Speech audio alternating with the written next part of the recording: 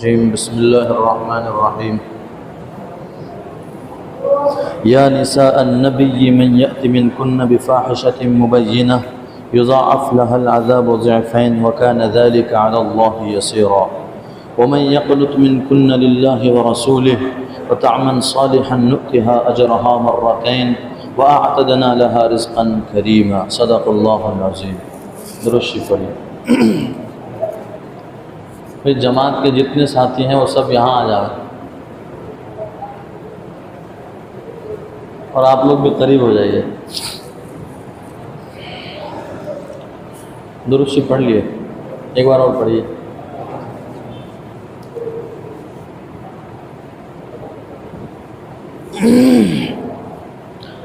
یہ سورہ احزاب کی آیت نمبر 30 اور 31 ہے. ترجمہ ہے: اے نبی کی بیویوں، تم میں سے جو بھی کھلی ہوئی بے حیائی کی چیز لے کر آئے گی اس کو اس کے بدلے میں دگنا عذاب دیا جائے گا، اور یہ دگنا عذاب دینا اللہ کے لیے آسان ہے. اور تم میں سے جو اللہ اور اس کے رسول کی فرما برداری کرے گی وتعمل صالحا اور اچھے اعمال کرے گی، ہم اس کو بہتر اس کا ڈبل بدلہ دیں گے اور اس کے لیے ہم نے بہترین رزق تیار کر رکھا ہے. یہ دو آیتیں ہیں. کل کی تفسیر شاید آپ کو یاد ہو. کل اللہ کے نبی علیہ الصلاۃ والسلام کی ناراضگی آپ کی بیویوں کے لیے تھی، اور پھر بیویوں نے اللہ کو اور اس کے رسول کو پسند کیا. تو آج کی تفسیر کا مطلب یہ ہے کہ جب بیویوں نے, ہمارے نبی کی جو بیویاں تھیں جو اللہ کے نبی علیہ الصلاۃ والسلام کو پسند کیا انہوں نے, اس کے بدلے میں اللہ نے ان کو ایک مقام دیا. عام دنیا کی جو عورتیں ہیں ان کے مقابلے میں نبی کی بیویوں کو اللہ نے ایک مقام دیا. وہ مقام شاید دنیا کی کبھی کسی عورت کو نہیں مل سکتا ہے. کیا مقام دیا کہ ان کی نیکیوں کا بدلہ ایک کے بدلے دگنا کر دیا گیا. یعنی عام دنیا کی عورتیں, مسلمان عورتیں اگر نیکی کریں گی تو ایک نیکی کا بدلہ ایک ہی ملے گا, اور ہمارے نبی کی بیویاں جو ہیں وہ نیکیاں کریں گی تو ان کو دگنا ثواب ملے گا. یہ اس حدیث کے اندر, اس قرآن کریم کی اس پہلی آیت کے اندر اللہ تعالیٰ نے ان کے مقام کو بڑھایا. لیکن پہلی آیت میں اللہ نے عذاب کا ذکر کیا کہ تم میں سے اگر کوئی بے حیائی کی چیز لائیں گی تو دگنا عذاب دیا جائے. تو قاعدہ ہے جس کا جو مقام ہوتا ہے اس کے حساب سے ہی اس کا اکرام بھی کیا جاتا ہے, اور اگر وہ کوئی برائی کرے تو ان کی بے عزتی بھی ہوتی ہے. مثال کے طور پر ہمارے گاؤں میں ایک بڑی بہترین آدمی ہے جس کے بارے میں کیا ہے, مشہور ہے کہ حضرت بہت بڑے انسان ہیں وغیرہ وغیرہ. اس سے کوئی ایسی چیز ہو جاوے جو ایسے انسان سے نہیں ہونا چاہیے, تو پہلے ان کی جتنی عزت تھی اتنی ہی زیادہ ان کی برائیاں ہوں گی, اور لوگ ان کا چرچا کریں گے کہ نہ معلوم ہوا وہ فلاں آدمی جس کے بارے میں بہت مشہور تھا, ایسا ایسا انسان ہے, وہ یہ کام کر دیے. تو جتنی برائی ہوتی ہے, جتنی اچھائیاں انسان کے اندر ہوتی ہیں, اتنی ہی ان کی برائیوں کا بھی چرچا ہوتا ہے. اسی طرح یہاں بھی اللہ نے قرآن کریم کے اندر وہی قاعدہ بتلایا کہ جیسے نبی کی بیویوں تمہارا مقام اتنا بڑا کر دیا گیا کہ تم اگر ایک نیکی کرو گی تو تم کو دگنا ثواب ملے گا, تو اسی طرح اگر تم نے ایک برائی کی تو ڈبل عذاب بھی ملے گا. یہ بھی ان کی مقام کی طرف اشارہ ہے کہ دنیا کی عام عورتیں جو ہیں وہ نبی کی بیویوں کے جیسے مقام نہیں رکھ سکتی. یہ عزت کیوں ملی؟ یہ اللہ نے اتنا بڑا قرآن کریم کے اندر وہ مقام اتار دیا جو آج سے 1400 سال پہلے اترا ہے, اور جب تک قیامت نہیں آتی تب تک یہ صورتیں پڑھی جاتی رہیں گی اور نبی کی بیویوں کا یہ تذکرہ ہوتا رہے گا. یہ اتنا بڑا مقام کیوں دیا؟ کیونکہ انہوں نے, کل کی تفسیر آپ نے سنی کہ دنیا کی دولت کے مقابلے میں, دنیا کی کشادگی کے مقابلے میں نبی علیہ الصلاۃ والسلام کے ساتھ رہنا پسند کیا, اور نبی کی فرما برداری, حضور کی فرما برداری کو پسند کیا, اللہ کی بات ماننے کو پسند کیا. اس لیے اللہ نے یہ مقام دیا. لہذا دنیا کی عورتوں کو یہ پیغام دیا جا رہا ہے کہ تم بھی اللہ اور اس کے رسول کی فرما برداری کرو گی تو تمہیں بھی ایک مقام دیا جائے گا. اور پھر اس کے بعد کیا ہے؟ رزقاً کریما، مقام تو اللہ دنیا میں بھی دیں گے، آخرت میں بھی دیں گے، لیکن اس کے ساتھ ساتھ جنت اللہ نے تیار کر رکھی۔ نافرمانی کریں گے تو ڈبل عذاب ہے، اللہ کی ناراضگی آئے گی، دنیا میں بھی نقصان ہے، آخرت میں بھی نقصان ہے۔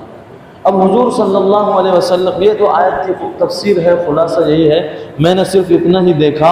اس کے علاوہ جو اصل چیز آپ کے سامنے پیش کرنا ہے، پہلی بار میں نے پورے کے پورا تذکرہ پڑھا اور میں نے سوچا کہ آپ کے سامنے میں بھی رکھ دیا جائے۔ حضور کی بیویاں کتنی تھیں؟ یاد ہے؟ معلوم ہے؟ کسی کو معلوم ہے؟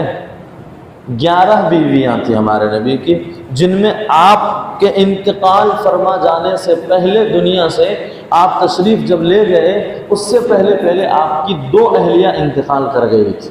آپ کی زندگی میں 2 بیوی انتقال کر گئی تھی، اور ان کے علاوہ 9 بیویاں آپ کے ساتھ تھیں جب آپ دنیا سے جا رہے تھے۔ تو کل 11 بیویاں تھیں، لیکن ان میں سب سے پہلی بیوی جو ہے حضرت خدیجہ رضی اللہ تعالی عنہا۔ ختیجہ نہیں، ہمارے یہاں لڑکیوں کے نام خدیجہ رکھتے ہیں تو اس کو پکارتے ہیں ختیجہ۔ ختیجہ غلط، خدیجہ، خدیجہ نام ہے۔ دنیا کی مسلمانوں کی سب سے پہلی عورتیں جنہوں نے سب سے پہلے اسلام قبول کیا، ان کا نام ہے خدیجہ، اور ہمارے نبی کی سب سے پہلی بیوی، ان کا نام ہے خدیجہ۔ تو ہمارے نبی کی سب سے پہلی بیوی حضرت خدیجہ رضی اللہ تعالیٰ عنہا تھی۔ آپ کے بعد آپ جب تک ہمارے نبی کے ساتھ رہیں، تب تک حضور نے دوسرا نکاح نہیں فرمایا۔ جب آپ کا انتقال ہو گیا، ان کے بعد پھر حضرت نبی پاک صلی اللہ علیہ وسلم نے دوسرا نکاح فرمایا۔ تو یہ بھی ان ہمارے نبی پر الزام لگانے والوں کے منہ پر تماچا ہے کہ جو کہتے ہیں کہ حضور خواہش پرست تھے، نعوذ باللہ۔ اگر میرے آقا خواہش پرست ہوتے ان ظالموں کے کہنے کے مطابق، تو وہ نبی، وہ آقا، وہ سردار جن کے نکاح میں ایک بوڑھی عورت ہے، حضور 25 سال کی عمر ہے، اما خدیجہ رضی اللہ تعالیٰ عنہ کی عمر 40 سال ہے جب نکاح ہوا ہے، اور 40 سال بھی ایسی ویسی نہیں۔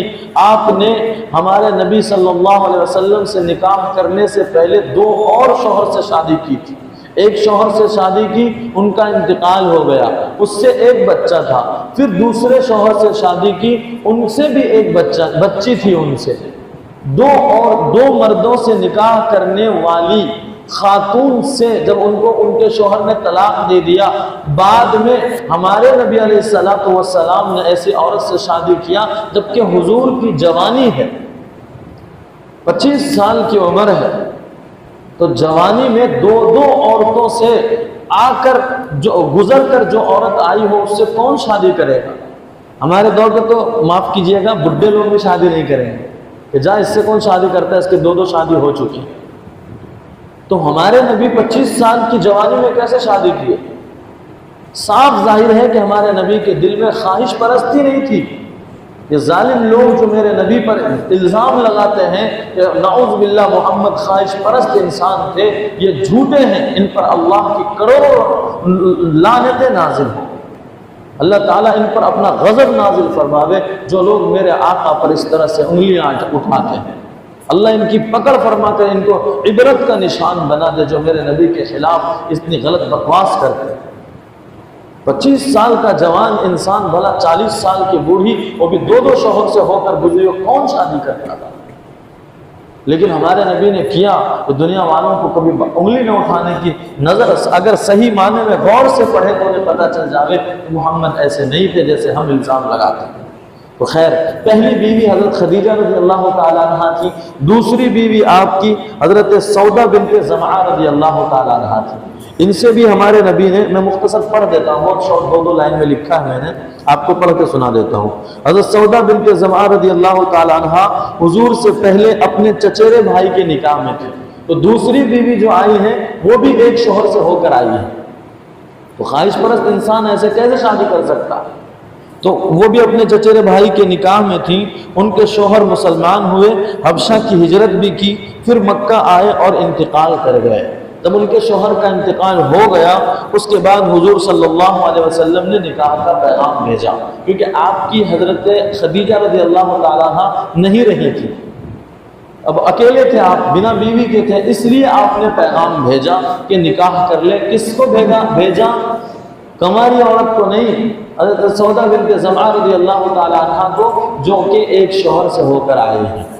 خیر، ان سے نکاح ہوا، انہوں نے حضور صلی اللہ علیہ وسلم، اچھا حضرت سودا بنت زمعہ ہیں، یہ بہت بوڑھی ہو گئی تھی، تو اب حضور سے یہ جدا ہونا چاہتی تھی، تو میرے نبی نے بھی ان کو طلاق دینا چاہا، یا کوئی اور معاملہ ہوا ہوگا، میں نے پوری تفسیر نہیں پڑھی، بس اتنا، حضور نے ان کو طلاق دینا چاہا تو انہوں نے کہا کہ یا رسول اللہ آپ مجھے اپنے سے جدا نہ کیجیے، آپ مجھے اپنے سے جدا نہ کیجیے، میری جس دن باری ہے، چونکہ جس کی شادی زیادہ ہو ان کو یہ قانون ہے کہ ہر ایک دن اپنی ایک ایک بیوی کے لیے حصہ طے کرے کہ آج ایک رات یہاں گزاریں گے، دوسرے رات دوسرے بیوی کے پاس گزاریں گے، ایک دن یہاں ہے تو دوسرے دن بھی دوسری بیوی کے پاس، اس طرح سے اور بھی چیزیں ہیں۔ اگر کسی کو دوسری شادی کرنا ہو تو میرے پاس مسئلے پوچھنے آ جائیے، انشاءاللہ بتلا دوں گا۔ ایک نہیں سمجھ دو کہاں کرنے والے ہیں، حالانکہ جائز ہے، اس میں کوئی حرج نہیں۔ اللہ نے کہا فَانْكِحُوا مَا طَابَ لَكُم مِّنَ النِّسَاءِ مَثْنَىٰ وَثُلَاثَ وَرُبَاعَ، ایک کرو، دو کرو، تین کرو، چار کرو، اجازت ہے۔ ظالم لوگ چلاتے رہیں کہ مسلمان لوگ چار چار شادیاں کرتے ہیں، ان کو چلانے دیجیے۔ اگر اللہ نے طاقت دی ہے، وسعت دی ہے، چاروں بیوی کے خرچے اٹھا سکتے ہیں تو ضرور کیجیے، نہیں اٹھا سکتے اور انصاف نہیں کر سکتے، سب سے بڑی چیز یہاں اٹک جائیں گے، انصاف نہ کر پائے تو پھر قیامت کے دن پکڑے جائیں گے، گریبان پکڑ کر کے وہی بیوی جہنم میں اٹھا کر پھینک دے گی لے جا کر۔ اسی لیے بہتر یہی ہے کہ ایک ہی پر قناعت کیا جائے اور ایک ہی کے ساتھ محبت سے پیش آئے، ایک ہی کو لے کر بڑھاپے تک پہنچ جائے، بہتر یہی ہے۔ ورنہ یہ نہیں کہہ رہا ہوں میں کرنا جائز نہیں ہے، حرام ہے، کر سکتے ہیں، قرآن کے خلاف کون بات کر سکتا ہے؟ قرآن جب اجازت دیتا ہے تو ہم مولوی کون ہوتے ہیں قرآن کے خلاف بولنے والے؟ بول نہیں سکتا۔ اور کوئی یہ کہتا ہے اگر کوئی ایک سے دوسری شادی کر لے، لیکن شادی کرنے کے بھی طریقے ہوتے ہیں، یہ یاد رکھ لیجئے۔ ایسا نہیں کہ ایک بیوی ہے، اس بیوی کو دھوکہ دے دیا، دوسرے سے شادی کر لی، دوسرے کو دھوکہ دے دیا، تیسرے سے شادی کر لی، تیسرے کو دھوکہ دیا، چوتھے سے کر لی، یہ طریقہ اسلام میں نہیں۔ دوسری کوئی عورت پسند آئی، یہ مسئلہ میں یہاں نہیں چھیڑنا چاہتا، لیکن ہم نکل گیا تو تھوڑا بہت بتلا دیتے ہیں۔ دوسری کوئی پسند آئی تو ان کے یہاں نکاح کا پیغام بھیجا جاتا ہے، یہ نہیں کہ لے کے بھاگ جاؤ، ان کے یہاں نکاح کا پیغام بھیجا جائے، اور نکاح اگر وہ پیغام ایکسیپٹ کر لیں ان کے ماں باپ تو پھر اجازت ہے کہ ان سے نکاح کیا جائے، اور پھر پہلی بیوی جو ہے ان سے پورے انصاف کے ساتھ پیش آئے، ایک رتی بھی ان کے ساتھ ناانصافی نہیں ہونا چاہیے۔ فَعْدِلُوا، اللہ نے کہا انصاف کرو، نہیں کرو گے تو پکڑے جاؤ گے۔ خیر، تو حضور علیہ السلام کی پہلی بیوی اماں خدیجہ کا انتقال ہو گیا تھا، اس کے بعد حضور نے حضرت سودا بنت زمعہ رضی اللہ تعالیٰ عنہ سے نکاح کیا۔ ان کو جب طلاق دینا چاہا تو انہوں نے یہ کہا کہ یا رسول اللہ مجھے آپ اپنے نکاح میں رکھ لیجئے، میری جو باری ہے، میں تو بڈھی ہو چکی ہوں، میری باری جو ہے آپ عائشہ کو دے، میں خود عائشہ کو میری باری ہدیہ کرتی ہوں، عائشہ میری باری کے دن آپ عائشہ کے پاس جایا کیجیے۔ اور میرے نبی کو سب سے زیادہ پیاری حضرت امی عائشہ رضی اللہ تعالیٰ عنہ تھی، اسی لیے آپ نے ان کو اپنے نکاح میں رکھا۔ تو دوسری بیوی حضرت سودا ہے، پہلی سب میں پوچھوں گا پورے 11 کا نام یاد ہونا آج۔ اما خدیجہ پہلی، دوسری حضرت سودا رضی اللہ تعالیٰ عنہ، تیسری ہے حضرت امی عائشہ رضی اللہ تعالیٰ عنہ۔ حضرت امی عائشہ رضی اللہ تعالیٰ عنہ کا نکاح کہیں اور لگا ہوا تھا پیغام، لیکن اللہ کے نبی علیہ السلام کو اوپر سے پیغام آیا تھا، اس کی وجہ سے آپ نے حضرت ابو بکر صدیق کو پیغام بھیجا کہ آپ اپنی بیٹی کا نکاح ہم سے کر دیں۔ تو حضرت صدیق اکبر نے کہا کہ یا رسول اللہ ایسا کیسے ہو سکتا ہے فلاں فلاں، لیکن بعد میں انہوں نے مشورہ کیا تو بیٹی حضرت امی عائشہ رضی اللہ تعالیٰ عنہ حضور کو چھوڑ کر کہاں جا سکتے تھے، حضور کو پسند کیا۔ یہی ایک سوال اٹھتا ہے، یہی سب سے بڑا سوال ہے ان ظالموں کے منہ پر کہ جس وقت نکاح ہوا تھا اس وقت 6 سال کی تھی، اور حضور صلی اللہ علیہ وسلم غالباً 40 سال کے اوپر کے تھے، تو 40 سال کی عمر کے انسان نے 6 سال کی لڑکی سے کیسے شادی کی؟ تو تم سوال کرتے رہو، تمہارے منہ میں زبان ہے، کتے کی طرح بھونکتے رہو، ہم اس پر تم کو کچھ کہہ نہیں سکتے ہیں۔ اگر ہم راستے چل رہے ہیں کتا بھونکے تو کیا کریں، ہم بھی اس کو کاٹنے لگے، ہم بھی اس کو بھونکنے لگے؟ نہیں، ہمارا کام ہے گزرنا۔ ہمارے دل میں ایسے خیال نہیں آنا کہ حضور نے ایسا کیوں کیا، ارے بھائی جب حضرت ابو بکر صدیق رضی اللہ تعالیٰ عنہ نے پسند کیا، ہم اپنی بیٹیوں پر خیال کر رہے ہیں کہ ہمارے یہاں جو بچیاں 6 سال میں ہیں وہ چل رہی ہوتی ہیں اور چھوٹے چھوٹے کپڑے پہن کر گھومتی ہیں، ہم سمجھتے ہیں ہماری بیٹی، تو ہم اپنی بیٹیوں پر ہماری امی عائشہ کو کیوں قیاس کر رہے ہیں، دماغ دوڑا رہے ہیں؟ آپ اس دور کی بات سوچیں نا جس وقت کے بچیاں بڑی 6-5 سال کے اندر بڑی نظر آتی تھی۔ ابھی خود جب بھی یہ سوال ہوتا ہے میرے پاس تو دلیل موجود ہے، خود میرے رشتہ دار کے اندر ایک بچی 8 سال کی ہے۔ کتنے سال کی؟ 8 سال کی ہے، لیکن بہت بڑی عورت لگتی ہے دیکھنے میں۔ تو آج بھی ایسے مثالیں اللہ قائم کرتے رہتے ہیں، اس پہ کوئی سوال اٹھانے کی ضرورت ہی نہیں ہے۔ خیر، اب یہ بھونکنے والے بھونکیں گے، بھونکنے دیجیے، تو کیا کر سکتے ہیں؟ تو امی عائشہ رضی اللہ تعالیٰ عنہ سے 6 سال میں نکاح ہوا، اور مدینے میں ہجرت کے بعد 9 سال کی جب امی عائشہ رضی اللہ تعالیٰ عنہ تھی، تو اس وقت کیا ہوا، ان کے ساتھ رات گزاری اللہ کے نبی علیہ السلام نے پہلی بار۔ اور اس کے بعد جب امی عائشہ رضی اللہ تعالیٰ عنہ 18 سال کی تھی، حضور صلی اللہ علیہ وسلم دنیا سے تشریف لے گئے۔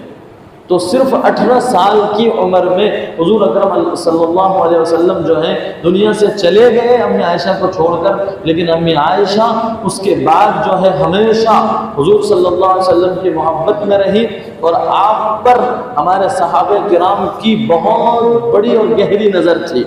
کبھی بھی تکلیف ہونے نہیں دیا امی کو، کبھی بھی نہیں، کسی چیز کی کمی نہیں ہونے دی، کسی نہ کسی ذریعے سے ہدایہ بھیجتے رہتے تھے، مسئلے مسائل اپنے عورتوں کو بھیج کر پوچھتے رہتے تھے۔ اس امت کی سب سے پہلی عالمہ حضرت امی عائشہ رضی اللہ تعالیٰ عنہ، سب سے پہلی عالمہ، مفتیہ کہیے، قاضیہ کہیے، جو کہنا کہیے۔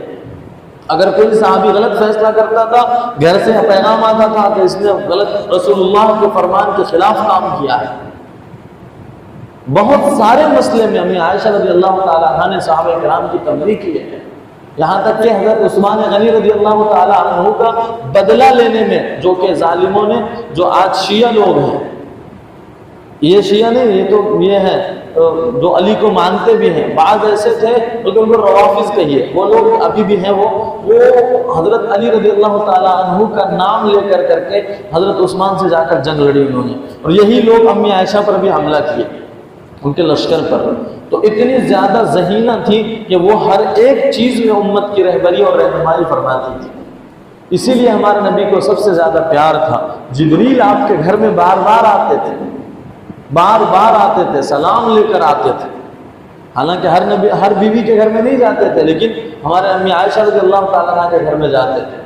تو اس کے لیے ہمارے دل میں تو ان ظالموں کے بولنے سے بالکل بھی خیال نہیں آنا چاہیے کہ ہمارے نبی نے وہ غلط کر دیا، نعوذ باللہ من ذالک۔ تو یہ تیسری بیوی امی عائشہ رضی اللہ تعالیٰ عنہ ہیں، اور چوتھی بیوی جو ہے حضرت حفصہ، حضرت عمر کی بیٹی حضرت حفصہ رضی اللہ تعالیٰ عنہ ہیں۔ ان سے بھی نکاح کیا اللہ کے نبی نے، اس کے بعد کیا ہوا کہ آپ نے ان کو طلاق دے دیا۔ تو حضرت جبریل نے اوپر سے پیغام لایا کہ اللہ کہتے ہیں آپ ان سے واپس رجوع کیجیے، رجوع کیجیے۔ طلاق دینے کے بعد بیوی سے رجوع کیا جا رہا ہے، کیسے؟ سوال ہوتا ہے۔ ایک مرتبہ طلاق، اسی لیے ہمارے اسلام میں یہ ہے کہ ایک ساتھ 3 طلاق مت دو۔ 3 طلاق کا اختیار دیا گیا ہے شوہر کو۔ کتنے کا؟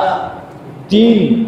بہت بڑی پاور دی گئی ہے شوہر کو کہ بیوی اگر، اچھا ایسے نہیں جب چاہے طلاق دے دو، روٹی خراب پکا دیا، سالن میں نمک کم کر دیا، پانی مانگا پانی نہیں دیا، ایسے چاہے طلاق دے دو، نہیں، بہت بڑا قصور ہو، قصور بھی ایسا کہ جو نبھاؤ کے قابل نہ ہو، آپس میں رہ نہیں سکتے ہو،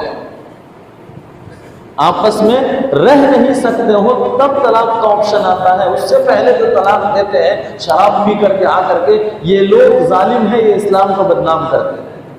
یاد رکھ لیجئے، جب میاں اور بیوی میں لڑائی ہی لڑائی، جھگڑے ہی جھگڑے ہیں، شوہر گھر سے باہر گیا تو عورت مزے سے، جیسے شوہر گھر میں آیا عورت جھگڑنے لگے، اور عورت جھگڑا کرتی ہو، شوہر نہیں، شوہر جھگڑا کرے اور پھر بیوی کو طلاق دے، حالانکہ بیوی بیچاری اچھی ہو، یہ غلط۔ شوہر نے بیوی ناشیزہ ہو، ناشیزہ مطلب جھگڑالو ہو، پریشان کرنے والی ہو، جینا مشکل کر دے، جنات ہو، ایسی بیوی ہو جو بہت پریشان کر دے، خون پینے والی ہو، تو پھر کہا جاتا ہے کہ اب ایسی عورت کو سبق سکھانے کے لیے اس راستے پر قدم رکھو جو اللہ کو ناپسند ہے، لیکن یہاں مجبوری ہے انسان کی، اسی لیے اللہ نے اجازت دے دی۔ تو وہاں پر بھی کتنے ایک ساتھ تینوں حملے کر ڈالو، تینوں فائر ایک ساتھ نہیں، بیوی کو سدھارنے کے لیے آپشن اللہ نے رکھا کہ اس کو صرف ایک طلاق دو، جا تجھے طلاق دیتا ہوں ایک بس۔ کب؟ آج کے بعد ایسا نہیں کہ جائے دے دیجیے گا جا کے، کب؟ جب جینا مشکل کر دے تب پریشان کر، ایک دو بار تو پریشان کرے تو اس کی عادت ہے، وہ تو کرے گی، اور نہ کرے تو پھر جینے کا مزہ نہیں۔ اگر بیوی پریشان نہ کرے تو جینے کا مزہ نہیں ہے۔ اور وہ پریشان وہی کرتی ہے جو محبت کرتی ہے، جو دھوکے باز ہوتی ہے وہ ہم کو پریشان نہیں کرتی، تو تیرا کام کر میں میرا کام کرتا ہے، ایسا ہے۔ اسی لیے اگر بیوی جھگڑالو ہے بہت، تھوڑا بہت ہے، زیادہ نہیں، تو پھر اس کو کمپرومائز کر کے چلنا چاہیے، کوئی حرج نہیں۔ ہم ان پر خرچ کرتے رہیں، ان کے لیے دعائیں کرتے رہیں، اللہ ان کے دل بدل دیں گے۔ لیکن بہت ہی زیادہ پریشان کرنے والی، جیسے میں نے چند الفاظ آپ کے سامنے رکھے، ایسی میں سے کوئی ایک ہے تو پھر وہ اس ڈگر پر قدم رکھا جا سکتا ہے۔ ایک طلاق دے دے، اس کے بعد ایک طلاق دے دیا تو 3 پیریڈز عورت کو آتے ہیں، 3 مہینے گزر جانے کے بعد شوہر کیا کرے؟ اگر وہ عورت اس درمیان میں اپنے آپ کو یہ نہیں کہتی ہے کہ میں سدھر گئی، مجھے معاف کرو جی، مجھے اپنے گھر کو بلا لو جی، آپ کے بنا نہیں رہ سکتے جی، اگر ایسا نہیں کہہ رہی ہے تو پھر ان کو چھوڑ دیں، تو ایک ہی طلاق سے وہ جدا ہو جائے گی، 3 دینے کی ضرورت ہی نہیں ہے۔ 3 مہینے گزر جانے کے بعد وہ جدا ہو گئی، اب اگر وہ کسی اور شوہر سے بھی شادی کرنا چاہتے ہیں اس کے لیے جائز ہے، ایک ہی میں 2 کی ضرورت ابھی اور باقی نہیں، اگر وہ اپنے پاس رکھا جائے۔ لیکن ایک دیا بس دن رات رو رہی ہے کہ میرا کیا ہوگا، میں کیسا رہوں گی، میں آپ کے بنا نہیں رہ سکتی، میرے بچوں کا کیا ہوگا، میں کہاں جاؤں، ایسا بہت زیادہ رونے لگے، منت سماجت کرنے لگے، یا نہ روئے لیکن دل میں اس کے نرمی پیدا ہو جاوے، تو وہاں آپشن شریعت نے دیا ہے کہ خواہش کی نظر سے بیوی کو دیکھ لے، تو وہ بیوی اپنی واپس، ایک طلاق دے دیا تھا وہ بیوی اپنی ہو جائے گی واپس، یا یہ کہ بس ایسے ہی گئے، اس کو ہاتھ لگا لیا، گلے لگا لیا، محبت سے دیکھ لیا، بس ہو گئی۔ لیکن اب جو ہے 2 طلاق کی اتھارٹی ہے، ایک طلاق کا آپشن آپ کے پاس سے نکل چکا ہے، یعنی جیسے بندوق کے اندر گولیاں ہوتی ہیں تو 3 میں سے 1 گولی نکل گئی تو کتنے بچیں گے؟ 2۔ اسی طرح طلاق کے 3 آپشن تھے، ان میں سے 1 نکل گئے تو کتنے بچے؟ 2۔ اب یہ 2 1 دے دیا، اگر بیوی سدھرنے والی ہو تو 2 کی ضرورت ہی نہیں پڑے گی، پھر بڑھاپے کے بعد دانت پر ٹوٹنے کے بعد قبر تک پہنچانے کی بھی ذمہ داری ہماری ہوگی، ایسا ہوتا ہے۔ لیکن اگر بدماش ہے تو وہ ایک ہی میں جدا ہو کر کے چلی جائے گی، پھر وہ دوسرے سے شادی کر لے گی، اس کو جانا ہی رہنا ہے پہلے شوہر کے پاس۔ یہ ہے طلاق کا۔ اور بھی مسئلے ہیں، میں یہیں تک رکھتا ہوں، اس کے بعد انشاءاللہ کبھی اور آئیں گے، 2 کے بعد کیا ہوگا وہ انشاءاللہ کبھی بھی مسئلے آپ کے سامنے آئیں گے۔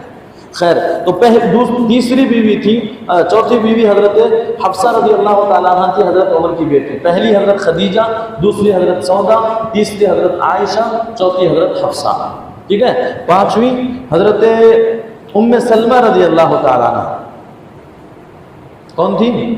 ام سلمہ رضی اللہ تعالیٰ عنہ۔ 6تھی جو تھی حضرت ام حبیبہ رضی اللہ تعالیٰ عنہ۔ یہ ام حبیبہ رضی اللہ تعالیٰ عنہ ہیں، آپ کی ساری بیویوں میں سب سے زیادہ مہر ان کا ہے، سب سے زیادہ مہر۔ کیوں؟ بادشاہ نے دیا تھا مہر، ہمارے نبی کی طرف سے بادشاہ نے مہر دیا تھا۔ کتنا مہر تھا؟ میں نے حساب کیا اپنے ناقص خیال کے مطابق 4 کلو سونا، ایک قول کے مطابق، دوسرے قول کے مطابق 40 کلو سونا، کلو، گرام کی بات نہیں ہو رہی ہے، 40 کلو، 4000 یا 4000 دینار دیے تھے ایک روایت کے مطابق، یا ایک روایت کے مطابق 400 دینار دیے تھے۔ اگر 400 دینار جوڑے تو 400 دینار، ایک دینار 10 گرام کا مانے، ایک دینار سونے کا ایک سکہ ہوتا ہے، 10 گرام کا مانے تو 100 گرام ہوتے ہیں، 100 گرام مطلب 4 کلو۔ اور اگر 4000 دینار مانے تو اس حساب سے پھر 40000 کلو ہوتے ہیں، اس کا مطلب 40 کلو۔ تو 40 کلو سونا مہر دین کے دیا گیا تھا بادشاہ کی طرف سے. حبشہ کے بادشاہ نے دیا تھا. اور بادشاہ کے لیے کوئی معمولی چیز، یہ کوئی بہت بڑی چیز نہیں ہے. تو سب سے زیادہ ان کو مہر دیا گیا تھا. حضرت ام حبیبہ ہیں رضی اللہ تعالیٰ عنہ، حضرت ابو سفیان کی بیٹی ہیں. وہی ابو سفیان جو جنگ خندق میں سب کو لے کے آئے تھے. دشمن کی بیٹی حضور کے نکاح میں ہے، لیکن انہوں نے دکھایا کہ اپنے نبی کی محبت اپنے باپ کے سامنے میں وقت نہیں ہے وہ. تو یہ چھٹی ہو گئی. چھٹی کے ساتویں جو تھی حضرت زینب. زینب نام کی 2 بیوی تھی. زینب نام کی 2 بیوی تھی. ایک زینب بنت جحش رضی اللہ تعالی عنہ اور ایک زینب بنت خزیمہ رضی اللہ تعالی عنہ. تو کتنے ہو گئے؟ 8 ہو گئے نا. حضرت سب سے پہلی خدیجہ، دوسری حضرت سودا، تیسری حضرت امی عائشہ اور چوتھی حضرت حفصہ، 5ویں حضرت ام سلمہ، 6ٹھی حضرت ام حبیبہ، 7ویں حضرت زینب بنت جحش، 8ویں حضرت زینب بنت خزیمہ.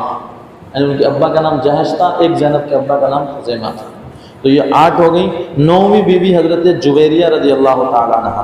یہی زینب بنت جحش رضی اللہ تعالیٰ عنہ جو ہے نا زینب بنت خزیمہ ہیں. زینب بنت خزیمہ، ان کا نام ام المساکین تھا. یعنی یہ حضور کے نکاح میں آنے سے پہلے بھی غریبوں پر بہت خرچ کرتے تھے. اور پہلی جو زینب رضی اللہ تعالیٰ عنہ ہیں، انہوں نے ہی حضور سے کہا. حضور ایسے ہی ایک مرتبہ بیٹھے ہوئے تھے میرے نبی پاس میں، اور آپ کے چہرے پر داغ تھا. حضرت اماں زینب رضی اللہ تعالیٰ کے چہرے پر داغ تھا. تو حضور نے پیار پیار کر پوچھ لیا کہ یہ کیا داغ ہے؟ تو انہوں نے کہا کہ پھر اپنا قصہ سنایا کہ یا رسول اللہ، ایک مرتبہ میں نے خواب دیکھا کہ چاند آسمان سے اتر کر میرے سینے میں آ گئے. تو میرے ابا کو میں نے یہ خواب سنایا کہ میرے ابا نے زوردار تماچا لگایا، یہ پورا گال وہاں پھٹ گیا تھا. اور میرے ابا نے مار کر کہا کہ تو یثرب کے بادشاہ کی بات کرتی ہے. یثرب بولے تو مدینہ. تو مدینے کے بادشاہ کون؟ سوئے ہوئے ہیں مدینے میں ہرے گنبد کے نیچے، ہمارے اور آپ کے آقا جن کے ہم اور آپ غلام ہیں. ہمارے نبی صلی اللہ علیہ وسلم کے بارے میں اس نے کیا کہا؟ تو ان کی بات کرتی ہے، دور ہو جائیں یہاں سے. تو اس وقت تو ان کو سمجھ میں نہیں آیا. بعد میں حضور کے نکاح میں جب آئی تو ان کو سمجھ میں آ گیا کہ وہ چاند میرے سینے میں آ گیا، یعنی میں حضور میرے سینے میں آ گئے، میں حضور کے نکاح میں آ گئے. تو یہ 2 زینب ہیں. اور تو 8 ہو گئی. 9ویں تھی حضرت جویریہ رضی اللہ تعالی عنہ. ان کا نام دوسرا تھا، ان کا نام جویریہ رکھا حضور صلی اللہ، برہ نام تھا ان کا، برہ. حضور نے ان کا نام جویریہ رکھا. اسی طرح سے 10ویں بیوی ہیں حضرت صفیہ بنت حوی بن اخطب رضی اللہ تعالی عنہ. قیدی بنا کر آئی تھی، دوسرے کے پاس تھی. حضور نے آزاد کیا تو حضور کے ہی نکاح میں آ گئی کہ میں اب آپ کو چھوڑ کر نہیں جا سکتی، مجھ سے نکاح کر لیجیے. تو حضور نے نکاح کر لیا. اور 11ویں بیوی تھی حضرت میمونہ رضی اللہ تعالی عنہ. یہ آخری بیوی تھی.